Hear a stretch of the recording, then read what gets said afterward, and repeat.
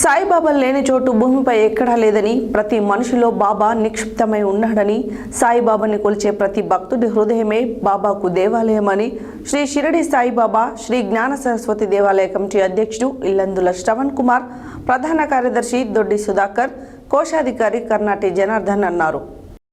శ్రీ షిరిడి సాయిబాబా శ్రీ జ్ఞాన సరస్వతి దేవాలయంలో దత్త జయంతి సందర్భంగా దేవాలయాల్లో తెల్లవారుజామున స్వామివారికి అభిషేక అర్చనలతో పాటు దంపతులచే హోమ కార్యక్రమాన్ని నిర్వహించారు.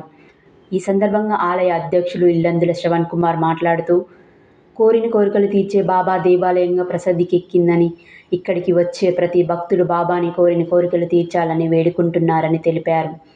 దినదిన పరివర్తమానంగా దేవాలయ అభివృద్ధి చెందుతుందని, భక్తులు అధిక సంఖ్యలో దేవాలయానికి విచ్చేసి పూజలు నిర్వహిస్తున్నారని ఆయన తెలిపారు. దత్తాత్రేయకు ఇష్టమైనటువంటి తామర పువ్వుతో అర్చన నిర్వహించారు.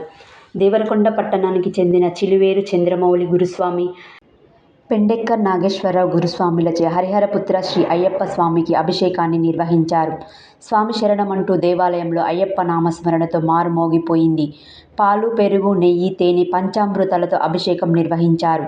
ఈ కార్యక్రమంలో పెద్ద ఎత్తున అయ్యప్ప స్వామి భక్త బృందం భక్తి పాటలతో అలరించారు.